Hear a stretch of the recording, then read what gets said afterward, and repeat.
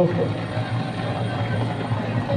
हम बहुत ज्यादा कुछ नहीं कहना चाहते आपके सामने, बस एक बात कहना चाहते हैं। धनबाद के बागमारा की धरती माटीगाढ़ा में पहुंचे लोकसभा के प्रतिपक्ष नेता राहुल गांधी भारी जनसैलाब को देखते हुए गदगद हुए और सभा को संबोधित कर कहा, झारखंड में मैया सम्मान योजना के तहत आपके बैंक अकाउंट में 2500 रुपया जाएगा खटाखट। भारी जनसैलाब को देखकर यह अंदाजा लगाया जा सकता है कि अब बागमारा की जनता बदलाव चाहती है। आगे देखिए वक्ताओं ने क्या कुछ कहा इस खबर में। साथियों, जरा शांति बना के रखिए। आपके बीच में लोकप्रिय नेता हमारे कांग्रेस के राहुल गांधी जी आए हुए हैं बागमारा की धरती में। बागमारा के लोगों को गर्व होना चाहिए, यह सौभाग्य मिला है बागमारा की धरती में, माटीगाढ़ा की जमीन में। इस कार्यक्रम में हमारे मीर साहब आए हुए हैं, प्रदेश अध्यक्ष आए हुए हैं, धनबाद के उम्मीदवार आए हुए हैं और सभी गण्यमान्य साथी हैं। और आपकी उपस्थिति जो है उसको मैं सलाम करता हूं।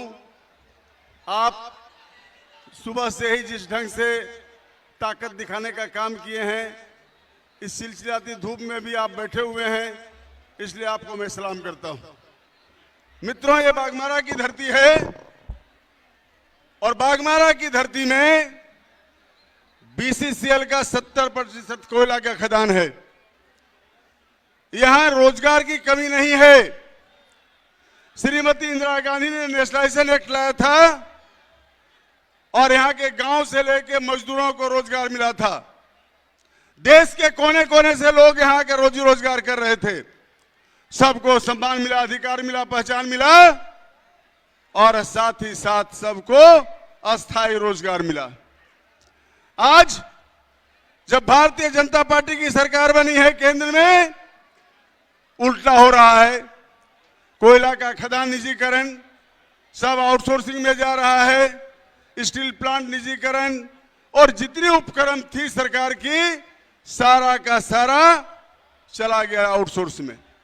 आउटसोर्स में चला जाने से क्या हो रहा है कि बागमारा में पलायन की स्थिति जो बनी हुई है, यहां के बच्चे जो पलायन कर रहे हैं, अभी कल ही एक लाश आया है कांडरा में, एक हफ्ता पहले एक लाश आया है बच्चे का, रोजगार के तलाश में भटक रहे हैं, बाहर में मर रहे हैं। क्या झारखंड इसी के लिए बना था? झारखंड इसलिए बना था कि यहां के लोगों को राजनीतिक और आर्थिक और सामाजिक न्याय मिले, सबको समान अधिकार मिले, सबको रोजी मिले, रोजगार मिले और झारखंड जिस उद्देश्य के तहत बना है उस उद्देश्य की पूर्ति हो। यहाँ के बच्चों को बेरोजगार होने का कोई प्रश्न नहीं उठ रहा है। यहाँ के बच्चे को बेरोजगारी का दंश झेलने का कोई सवाल नहीं उठ रहा है। सबको यहाँ रोजगार मिलेगा।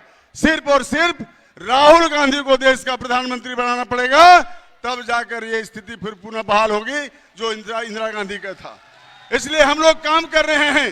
देश में जो मिशन फैला रहे हैं, आपके बागमारा में जो स्थिति बनी हुई है, किस ढंग से कोयला का लूट हो रहा है, किस तरह से जमीनों का लूट हो रहा है, किस ढंग से यहाँ के आर्थिक शोषण हो रहा है, गांव उजड़ रहे हैं, कोई सुधि लेने वाला नहीं। देश के कोयला मंत्री आते हैं, कोयला सेक्रेटरी आता है, सिर्फ और सिर्फ बोल के जाता है कि इतना टन का आपको टारगेट दिया जा रहा है, इतना टन आपको कोयला उत्पादन करना पड़ेगा। ये नहीं कभी कहता है कि यहाँ के मजदूरों का क्या हालत है, ये नहीं कहता है कि यहाँ के किसानों का क्या हालत है, ये कभी नहीं कहता है जो विस्थापित का क्या हालत है, ये कभी नहीं कहता है कि बेरोजगार युवाओं का कैसे करके रोजगार यहाँ दिया जाए। इसलिए मेरे मित्रों, आइए आज हम संकल्प लेते हैं कि इस बागमारा विधानसभा क्षेत्र में कांग्रेस को जिताना है, पंजा को जिताना है, हाथ को जिताना है, तभी जाकर ये रास्ता प्रशस्त होगा और राहुल गांधी का हाथ मजबूत होगा। इन्हीं चंद बातों के साथ मैं आपसे विदा लेता हूं। बहुत बहुत धन्यवाद। जय हिंद, जय झारखंड, कांग्रेस पार्टी जिंदाबाद।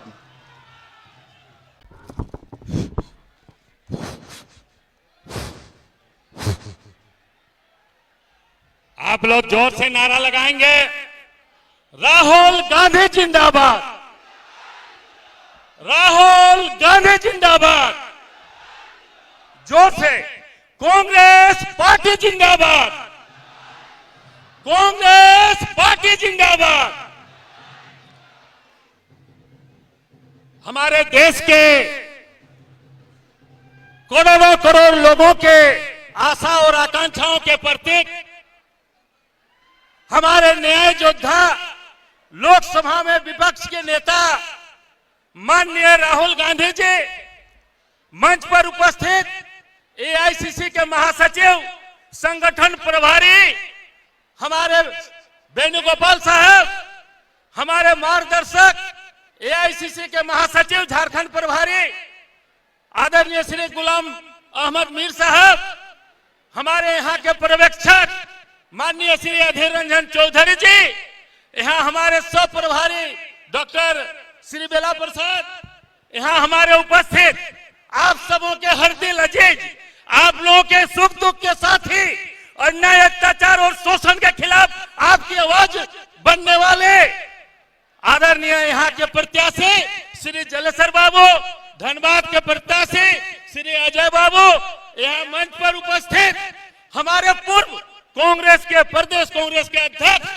आदरणीय श्री राजेश ठाकुर जी, हमारे जिला अध्यक्ष श्री संतोष सिंह जी, सुल्तान अहमद जी, शमशेर भाई, यूथ कांग्रेस के साथी हमारे और हमारे पूर्व अध्यक्ष एवं तमाम उप मंचासीन साथियों और सामने उपस्थित इस बागमरा और धनबाद के कोयलांचल के सभी माताएं बहनें, नौजवान साथियों, आप सभी माननीय राहुल जी के भाषण को सुनने के लिए आए हैं।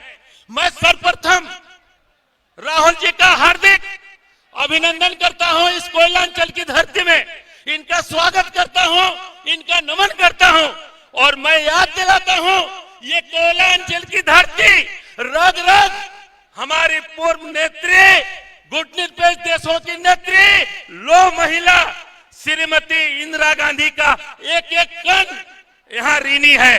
कोयला के राष्ट्रीयकरण के लिए, बैंकों के राष्ट्रीयकरण के लिए उन्होंने जो उल्लेखनीय काम किया है, एक एक श्रमिक, एक एक गांव के लोग ये सभी ऋणी है। मैं ज्यादा कुछ नहीं कहना चाहूंगा, विस्तार से सारी बातों को रखेंगे माननीय हमारे राहुल जी। आप लोगों से पुनः अनुरोध करता हूं, एक बार जोर से हाथ बढ़ाकर माननीय नेता का आप लोग स्वागत करें, अभिनंदन करें, जोहार करें। इन्हीं चंद शब्दों के साथ पुनः एक बार कांग्रेस पार्टी जिंदाबाद, कांग्रेस पार्टी जिंदाबाद, कांग्रेस पार्टी जिंदाबाद, राहुल गांधी जिंदाबाद, राहुल गांधी जिंदाबाद। धन्यवाद धन्यवाद धन्यवाद। देश के जननायक और हमारे आदरणीय नेता आदरणीय राहुल गांधी जी से आग्रह है, आकर के कोयलांचल वासियों को संबोधित करें। और राहुल केसी वेणुगोपाल जी, गुलाम अहमद मीर जी, केशव महतो कमलेश जी, अधीर रंजन चौधरी जी, राजेश ठाकुर जी, संतोष सिंह जी, ब्रजेंद्र सिंह जी, सुल्तान अहमद जी, अभिजीत राज जी, रियाजुल अंसारी जी, लकी सोरेन जी, मंजू देवी जी, हमारे कैंडिडेट्स जलेश्वर महातो जी और अजय दुबे जी, कांग्रेस पार्टी और गठबंधन के हमारे प्यारे कार्यकर्ता भाइयों और बहनों, आप सबका यहां बहुत बहुत स्वागत। आप दूर दूर से आए, हमारी बात सुनने आए, इसके लिए आपको मैं दिल से धन्यवाद करता हूं। जोहार।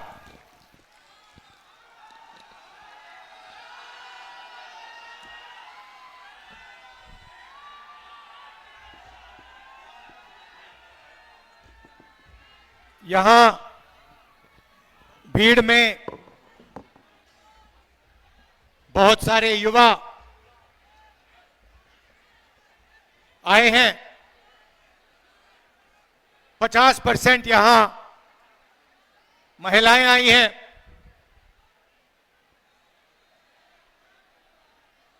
और सच्चाई है कि आज के हिंदुस्तान में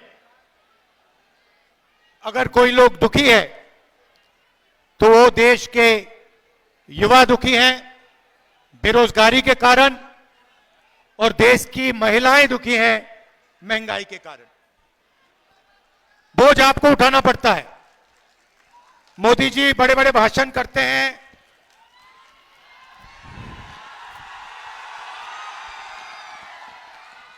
कभी सी प्लेन में चले जाते हैं, कभी समुद्र के नीचे चले जाते हैं, मगर बोझ आपको उठाना पड़ता है। जब पेट्रोल का दाम बढ़ता है, डीजल का दाम बढ़ता है, महंगाई बढ़ती है, तो असली चोट तो असली चोट हमारी माताएं बहनों को लगती है। उनसे कोई पूछने को नहीं आता,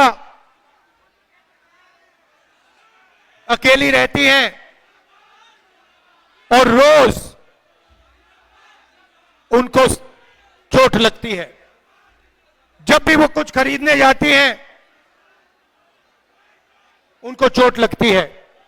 नरेंद्र मोदी जी ने उसमें जीएसटी जोड़ दिया, तो जितना टैक्स आप देते हो, जितना टैक्स हिंदुस्तान के गरीब लोग देते हैं, उतना ही अदानी जी देते हैं।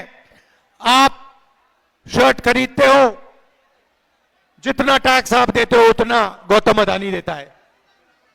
ये पूरा टैक्स का जो ढांचा है हिंदुस्तान के गरीब लोगों से पैसा लेने का तरीका है। सही बात है। आप देखिए, अदानी जी अरबपति है, प्राइवेट हवाई जहाज में 24 घंटा उड़ता है, धारावी की उसको जमीन दी जा रही है, 1 लाख करोड़ रुपए की जमीन उसको दी जा रही है, और जितना टैक्स आप देते हो उतना ही वो देता है। अगर आप टी शर्ट खरीदोगे,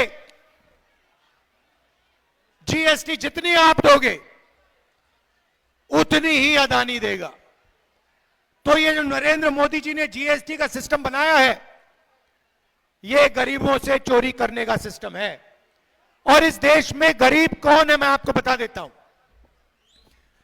8% आदिवासी, 15% दलित, 50% पिछड़े वर्ग के लोग, 15% अल्पसंख्यक माइनॉरिटी के लोग, मतलब 90% हिंदुस्तान की आबादी या दलित है, या आदिवासी है, या पिछड़े वर्ग की है, या फिर माइनॉरिटी है। मगर अगर आप देखें, हिंदुस्तान की संस्थाओं को देखें, सरकारी ऑफिसेज में देखें, आपको ये लोग नहीं दिखाई देंगे। आप मीडिया देखते हो, हर रोज हर शाम झारखंड में डिबेट होती है, एंकर एक दूसरे से बात करते हैं, पत्रकार आर्टिकल लिखते हैं। आप मुझे बताओ, टीवी में डिबेट होते हुए आपने कभी किसी गरीब आदिवासी को, किसी किसान को, किसी गरीब दलित को, किसी गरीब पिछड़े वर्ग के व्यक्ति को टेलीविजन पे देखा है क्या? नहीं दिख सकता आपको। आपको कभी आपने नरेंद्र मोदी जी को किसान से गले मिलते हुए देखा है? ना।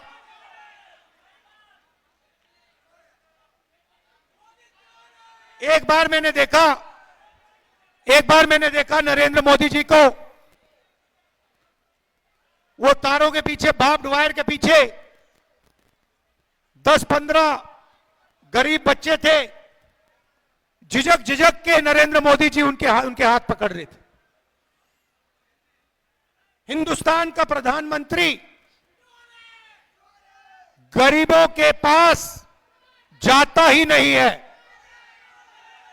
वो जाता ही नहीं है। किसानों के पास, आदिवासियों के पास, दलितों के पास, पिछड़ों के पास वो कभी नहीं जाते हैं। वो सिर्फ अदानी जी के साथ, अंबानी जी के साथ जाते हैं। भैया आपने बताया देश में गरीब लोगों के घर में शादी होती है ना, नरेंद्र मोदी जी अंबानी की शादी में चले गए, किसी गरीब व्यक्ति की शादी में कभी गए? क्योंकि वो उनके हैं, वो आपके नहीं है।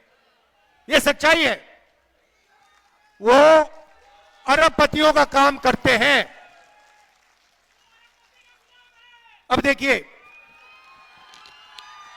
जीएसटी का पैसा आप देते हो, आपके जेब से निकलता है और वो हिंदुस्तान की सरकार के पास जाता है, लाखों करोड़ रुपए। उसके बाद वो पैसा बजट में बंटता है। बजट को कौन बनाते हैं? 90 अफसर हिंदुस्तान के बजट को बनाते हैं।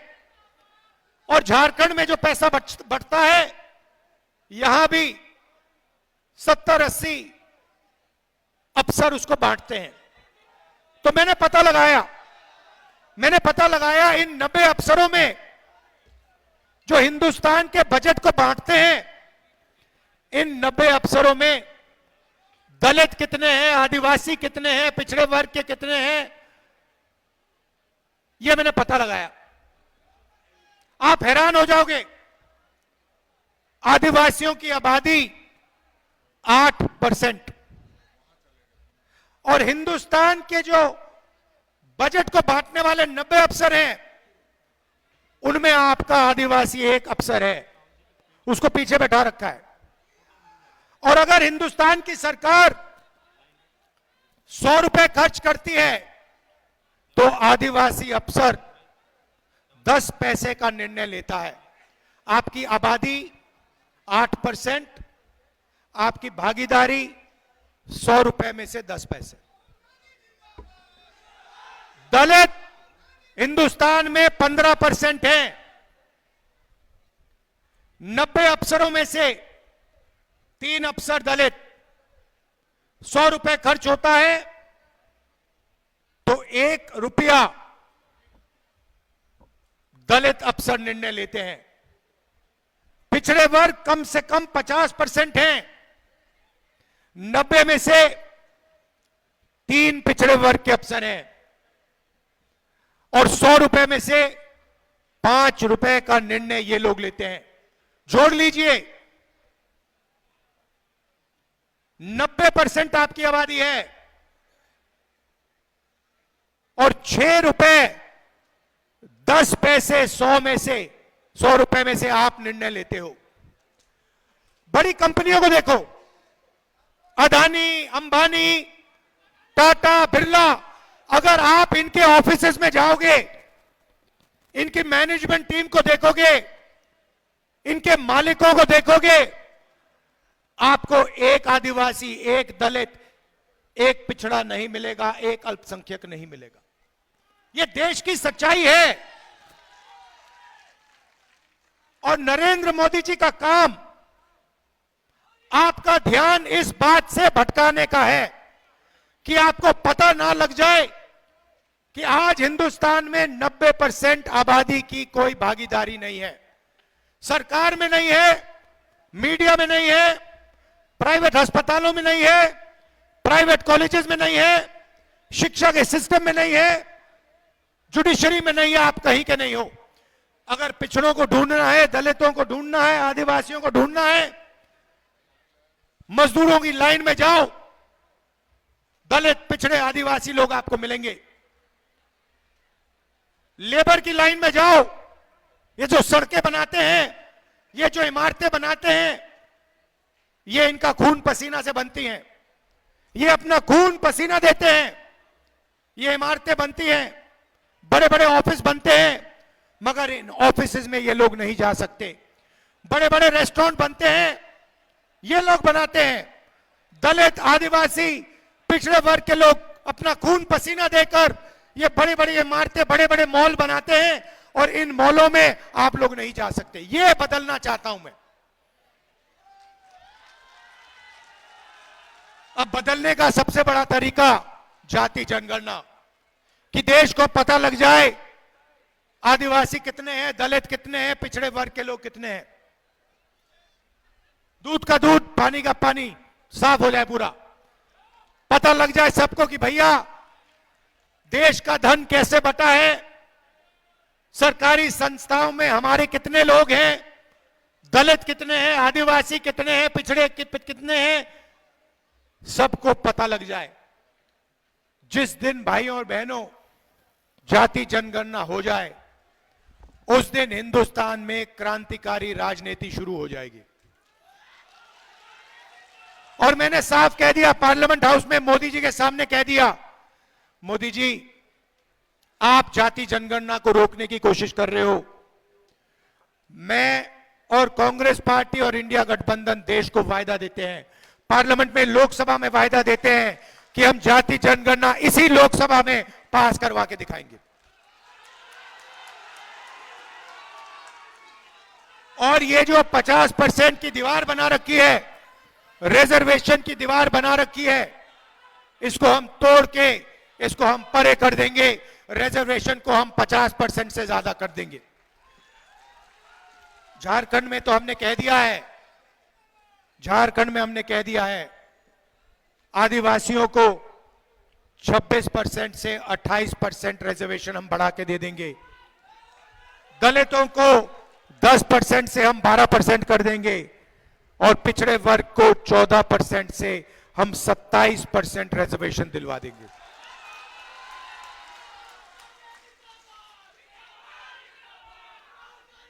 यहां आदिवासी वर्ग के लोग आए हैं, हम आपको आदिवासी कहते हैं, बीजेपी के लोग आपको वनवासी कहते हैं। आपने सुना है ना, वो वनवासी कहते हैं, हम आदिवासी कहते हैं। आदिवासी का मतलब वो लोग जो इस धरती के, इस देश के, इस जंगल के, जमीन के, जल के पहले और असली मालिक थे। यह है आदिवासी शब्द। आदिवासी मतलब पहले मालिक, जो पहले रहते थे वो आदिवासी। आदिवासी शब्द के पीछे एक सोच है, अगर आप पहले मालिक थे तो जल, जंगल और जमीन का अधिकार भी आपको मिलना चाहिए, का फायदा भी आपको मिलना चाहिए। बीजेपी आरएसएस के लोगों ने नया शब्द बनाया, वनवासी। वनवासी का मतलब वो लोग जो जंगल में रहते हैं। वनवासी के पीछे सोच है कि जल, जमीन, जंगल का अधिकार आपको ना मिले, जो आपका है वो आपसे छीन लिया जाए और आपको जंगल में रखा जाए और आस्ते आस्ते आस्ते आस्ते आस्ते आपसे जंगल छीनते जाते हैं, छीनते जाते हैं, छीनते जाते हैं। अंत में आपको वनवासी कहेंगे और हिंदुस्तान में जंगल ही नहीं बचेगा। फिर आपसे कहेंगे भैया आप तो जंगल में रहने वाले लोग हो, अब तो जंगल ही नहीं बचा, अब आप जाके भीख मांगिए। ये इनकी सोच है। हमारी सोच, जल, जंगल, जमीन आपका, पहला अधिकार आपका, जल, जंगल, जमीन का फायदा आपको जाना चाहिए। अगर धन जमीन से, जंगल से, जल से बनता है तो वो धन आपको भी मिलना चाहिए। ये कांग्रेस पार्टी, इंडिया गठबंधन की सोच। इसीलिए मैनिफेस्टो में हमने आपके लिए गारंटीज दिए हैं और भाषण की शुरुआत मैंने महिलाओं से की थी। तो मैं आज आपको कहना चाहता हूं कि अगली झारखंड की सरकार, कांग्रेस पार्टी जेएमएम की सरकार एक ऐतिहासिक काम करने जा रही है। झारखंड की महिलाएं, आप तैयार हो जाइए, आप रेडी हो जाइए, क्योंकि चुनाव के एकदम बाद खटाखट खटाखट खटाखट हमारी सरकार हर महीने, ये देखिए मुस्कुरा रही है, हमारी सरकार हर महीने आपके बैंक अकाउंट में 2,500 रुपए खटाखट खटाखट खटाखट अंदर। महंगाई की चोट आपको लगती है, सरकार का फायदा भी आपको पहुंचना चाहिए। 2,500 रुपए हर महीने आपके बैंक अकाउंट में ठकाठक ठकाठक ठकाठक। 1 तारीख को आप जगोगी, जनवरी, फरवरी, मार्च, अप्रैल, मई, जून, बैंक अकाउंट चेक करोगी, 2,500 रुपए अंदर। उसके बाद गैस सिलेंडर 450 रुपए का,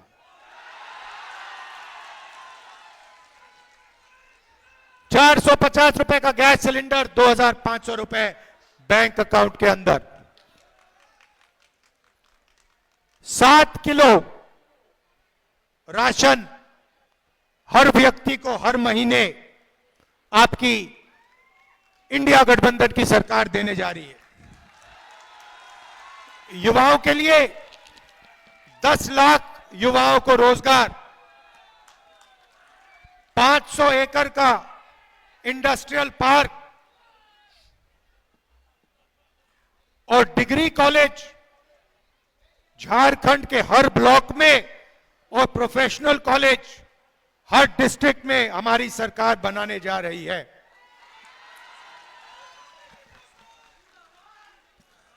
किसानों के लिए